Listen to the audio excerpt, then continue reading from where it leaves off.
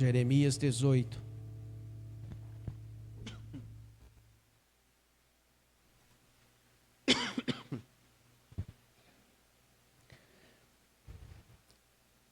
Quem achou, diga amém. Quem não achou, diga misericórdia. Diz assim. Podemos ler? Amém? A palavra do Senhor veio a Jeremias dizendo: Dispõe-te e desce à casa do oleiro, e lá ouvirás as minhas palavras.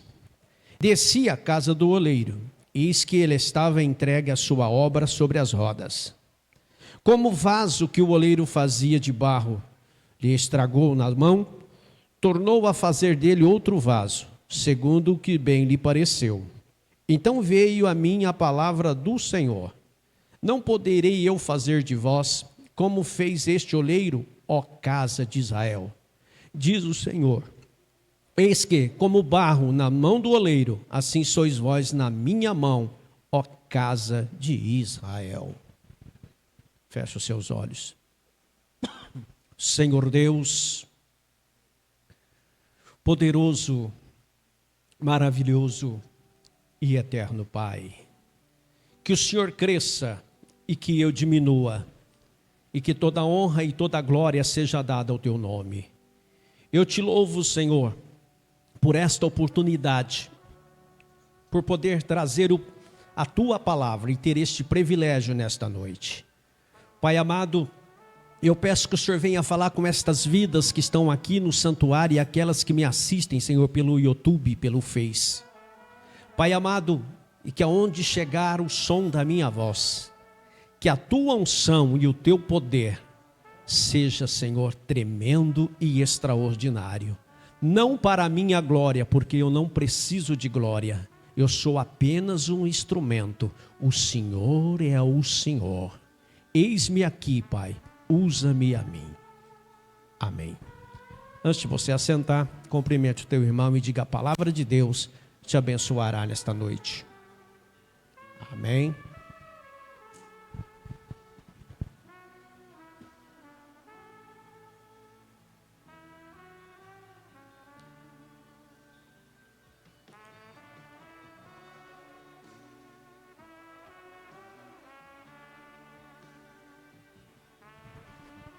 Glória a Deus.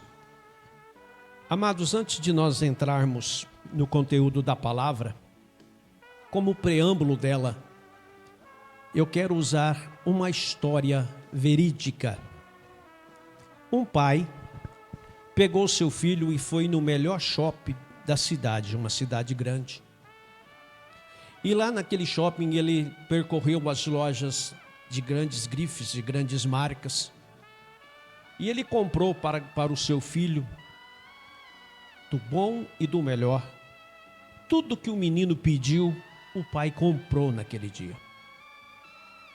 E quando eles estavam saindo na porta do shopping, indo até o estacionamento para pegar o seu veículo, veio correndo uma criança, toda suja.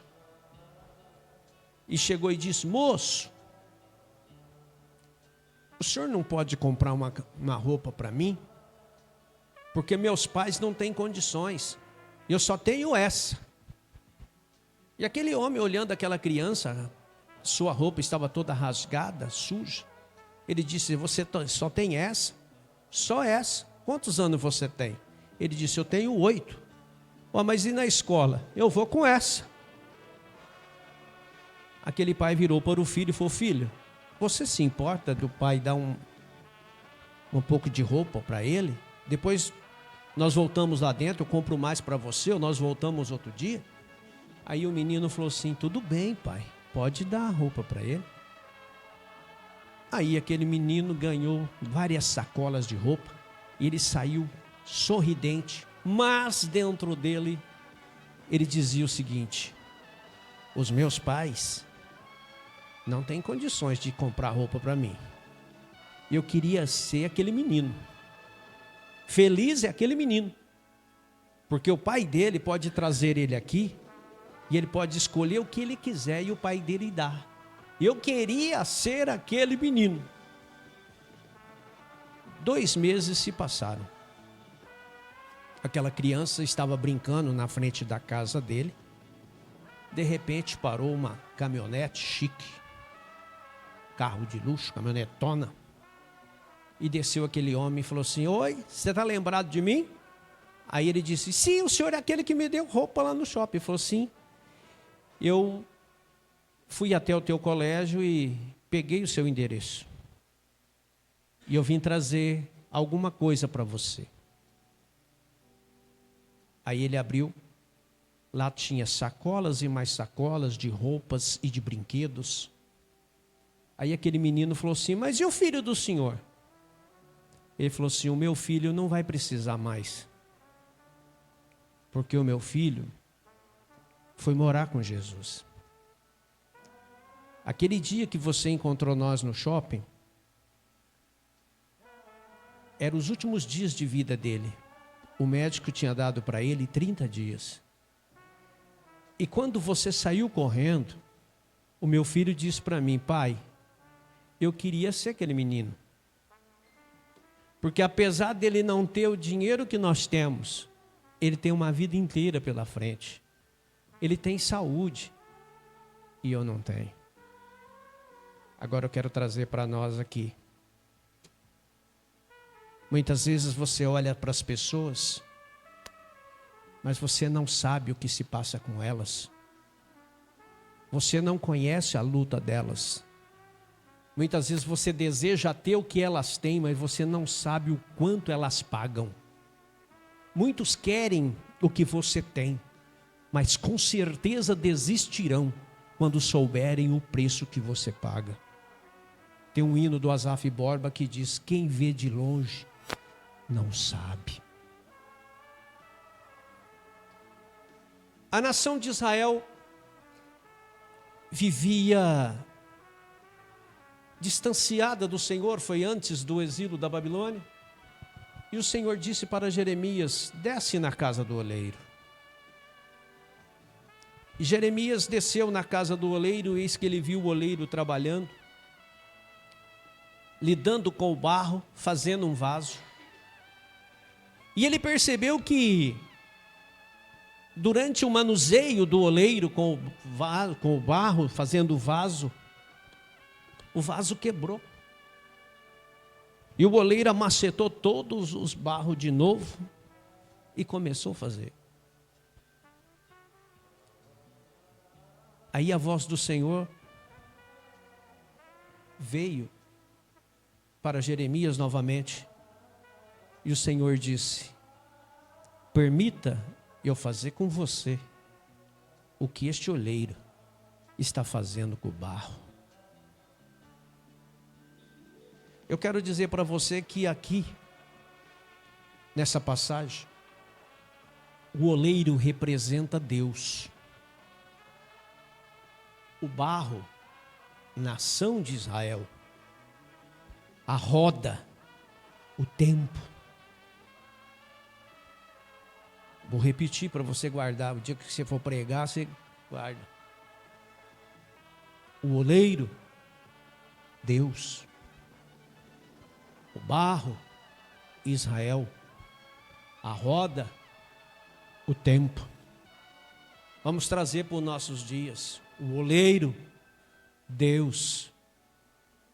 O barro, o novo Israel de Deus que somos nós. A roda, o tempo.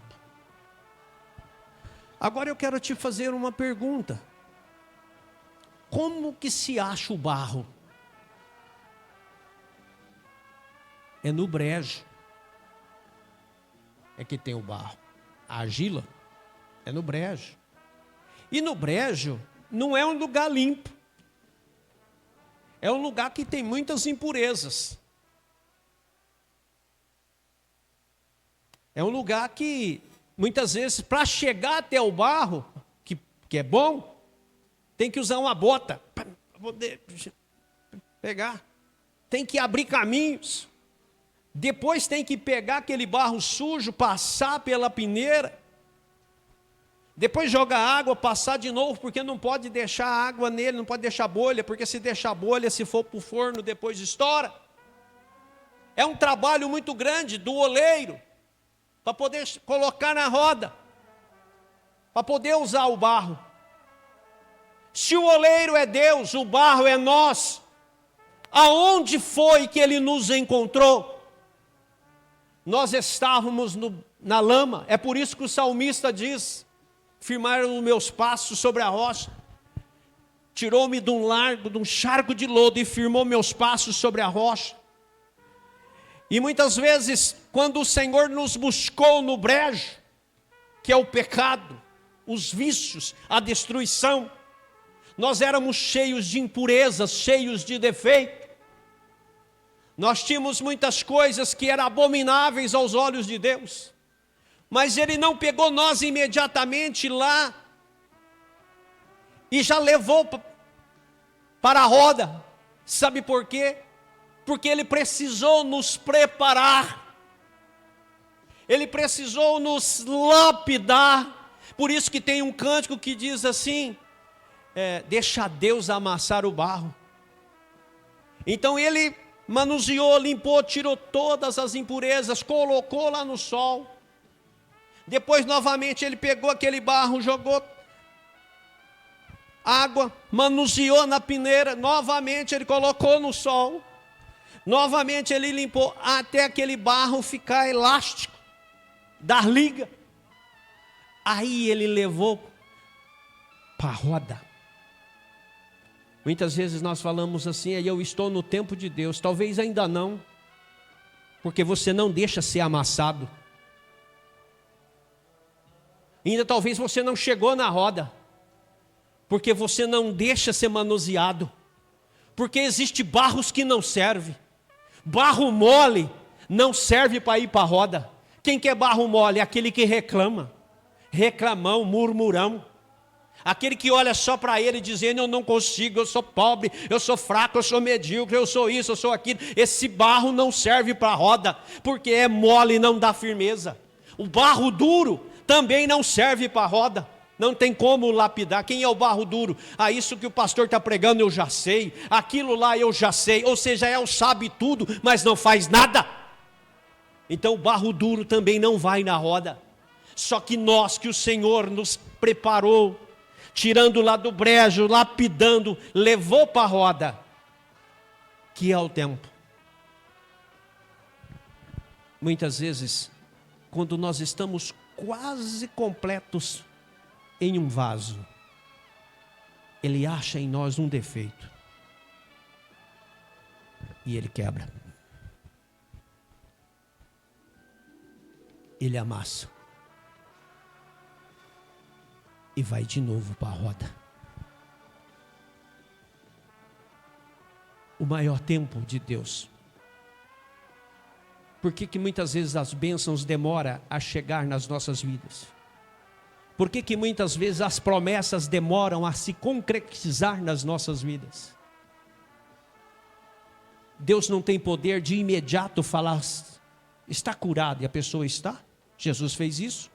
Eu preguei quarta-feira aqui, o leproso disse: se o senhor quiser eu posso ser curado. Ele falou: eu quero.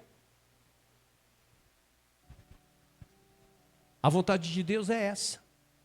Mas o maior tempo que demora é o tempo do preparo para ir para a roda. Porque tem impureza que nós carregamos, que nós não queremos deixar o oleiro tirar. Nós falamos: isso não, Senhor. O Senhor vai tirar isso de mim? Você já foi tentar tirar alguma coisa da mão da criança? Você puxa, ela puxa, você puxa, ela puxa. E assim muitas vezes está acontecendo isso. Nós e Deus. Deus está tentando te lapidar, mas você está puxando para você. Você reclama, você murmura, você fala palavrão. Dentro da igreja você é um santo, lá fora você é um capeta.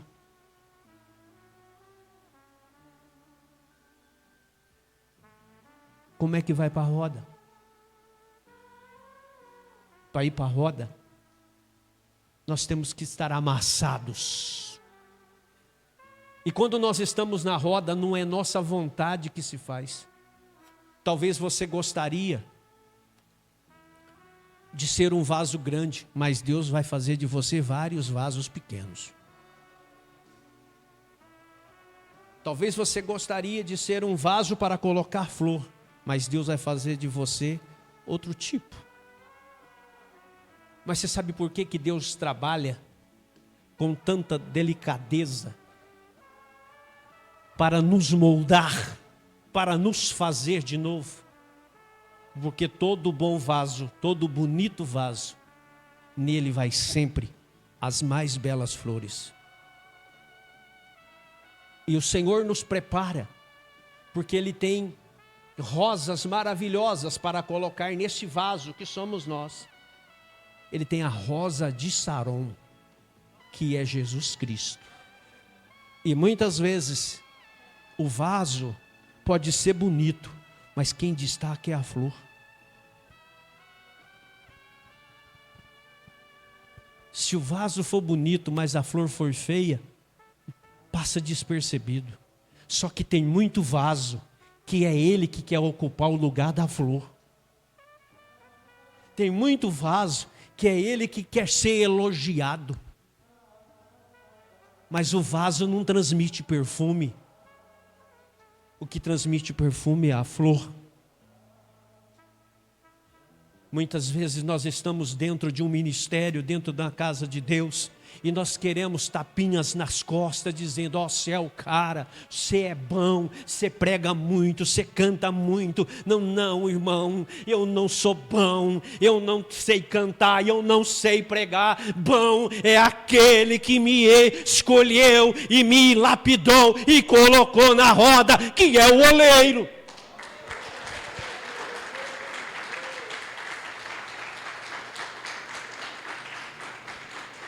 Eu quero dizer para você que tem vasos que demoram para ser preparados.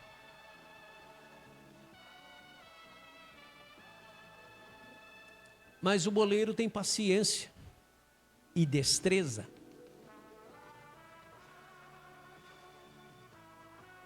Talvez você fale assim: eu gostaria de ser um músico da casa do Senhor. Mas Deus te colocou na roda não para te fazer um músico, Ele te colocou na roda para fazer um pregador. Eu quero ser um pregador. Mas Deus te colocou na roda não para ser um pregador, mas para ser um intercessor. É que muitas vezes os vasos, eles mesmos querem escolher o lugar de destaque, mas quem escolhe o lugar para o vaso não é o vaso. É quem fez o vaso. Porque quando ele está fazendo, ele já está imaginando aonde vai ser colocado aquele vaso. Ele fala: esse vaso aqui, eu vou lapidar ele, porque ele vai enfeitar um púlpito de uma igreja. Então ele tem que ser maior para ser visto de longe. Esse vasinho aqui, eu vou fazer ele bem pequeno, porque nós vamos colocar flores pequenas, porque vai ser dado de lembrança num encontro de casais. Ou seja, o oleiro, quando eles pegam o barro, ele já tem na mente o que ele vai fazer. Então, quando Deus te buscou lá fora, Ele já sabia o que Ele ia fazer com você.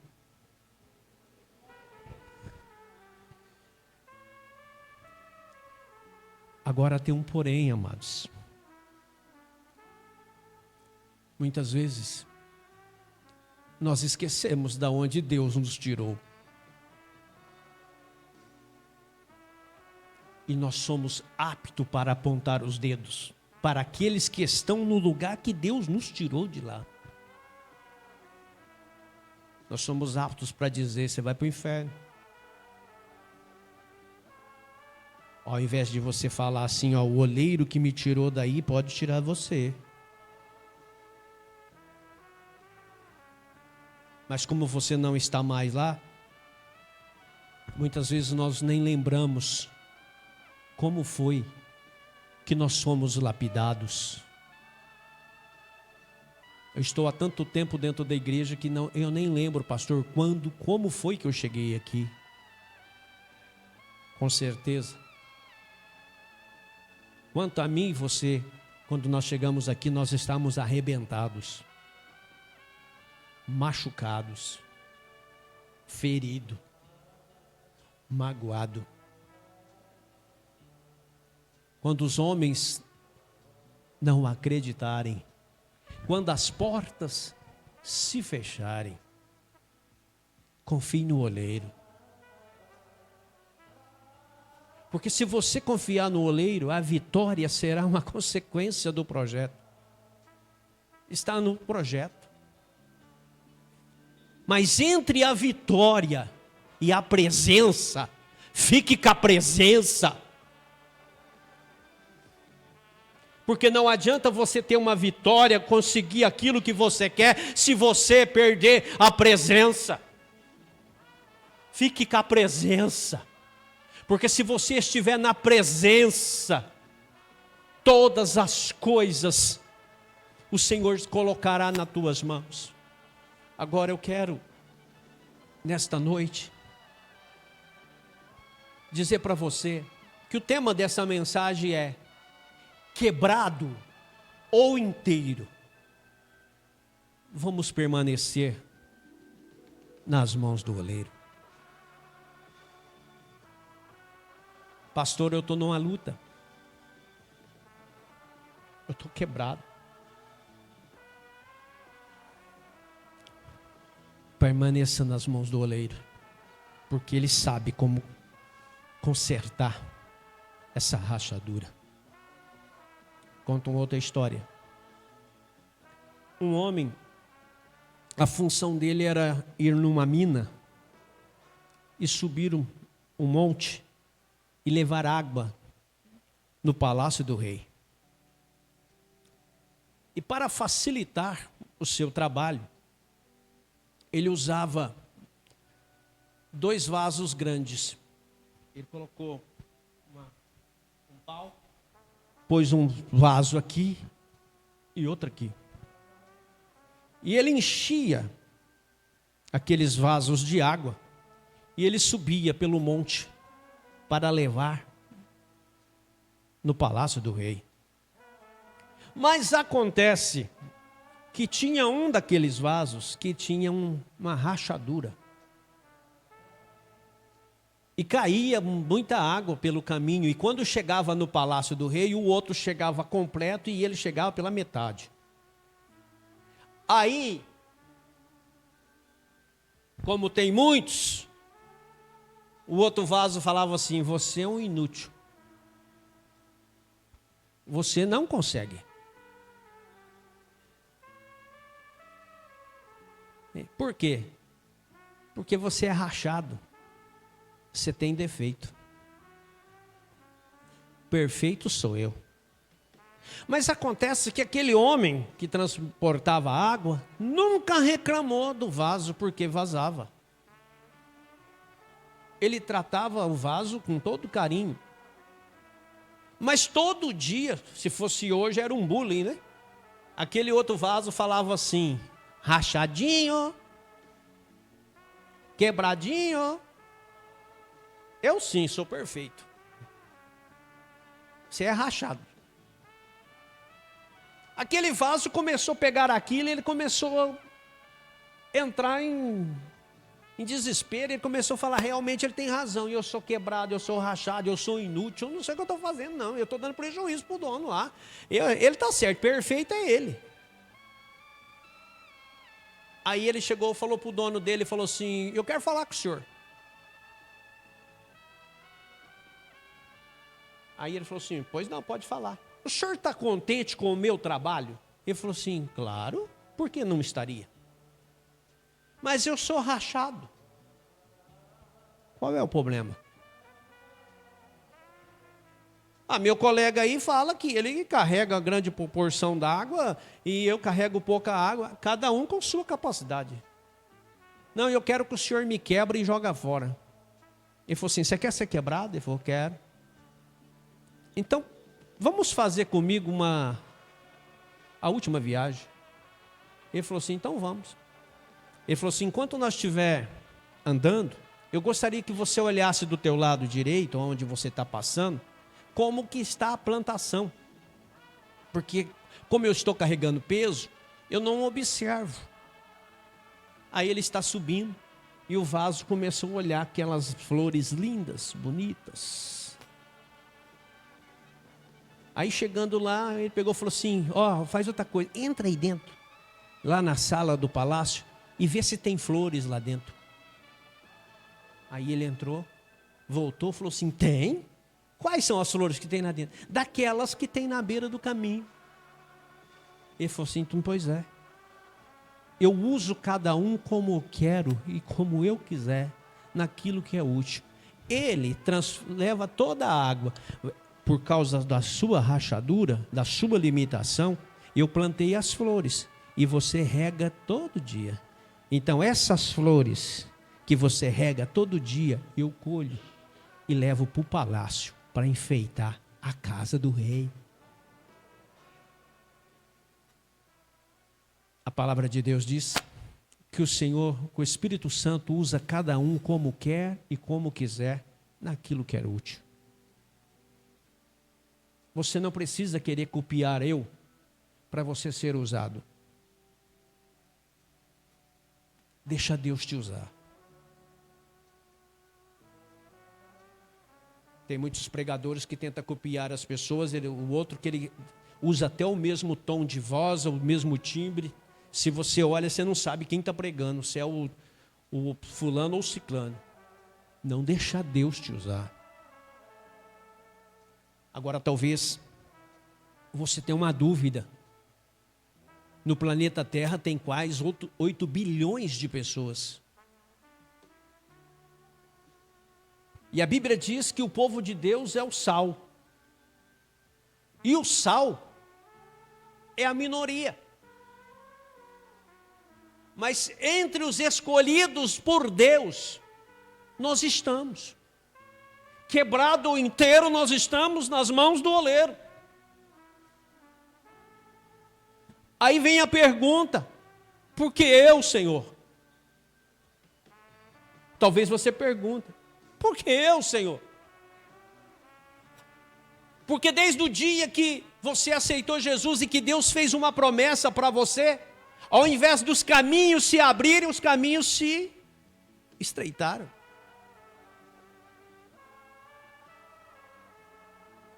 E você sai de uma luta, entra em outra luta, você sai de um problema, entra em outro problema, mas você está esquecendo que a luta que você entrou, você venceu, o problema que você passou, você também venceu. Sabe por quê? Porque você é escolhido. Eu não sei se você já observou, entre as criações existe um fruto diabólico chamado ciúme, que é fruto da carne. Se você tem vários cachorrinhos e você começa a agradar um mais do que o outro, os outros já ficam nervosos, fica querendo bater naquele. Por quê? Porque você está dando mais carinho para aquele. Se você tem diversos gatinhos, você começa a agradar mais um, ele também começa a querer bater nele. Por quê? Porque você recebe carinho. Então agora você está entendendo por que o inimigo começa a tentar te apurrinar, tentar te destruir, porque você é o queridinho do oleiro.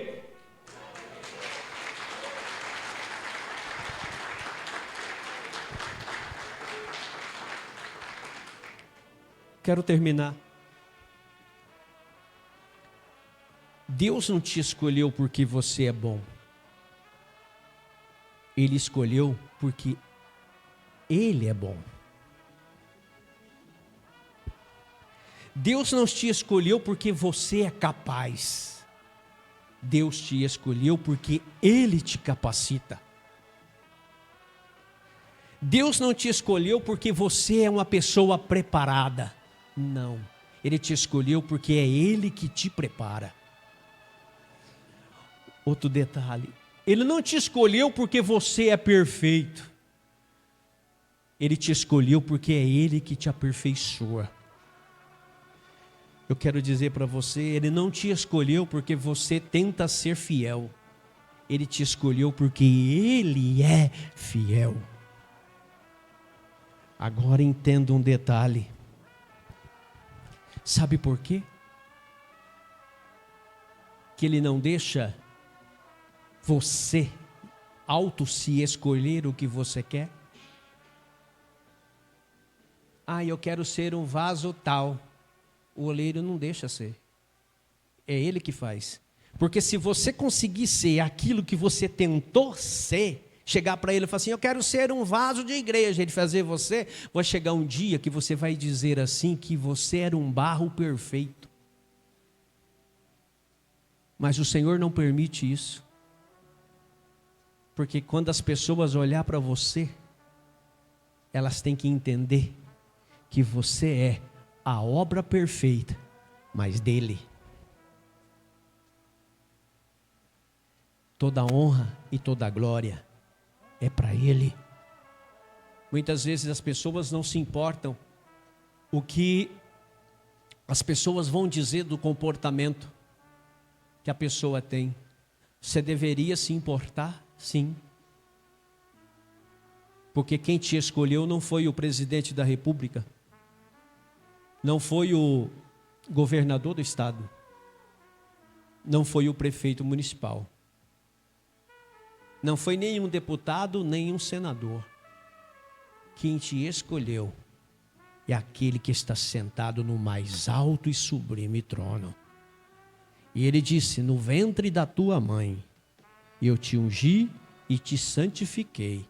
E diz, tu és meu. Fique de pé.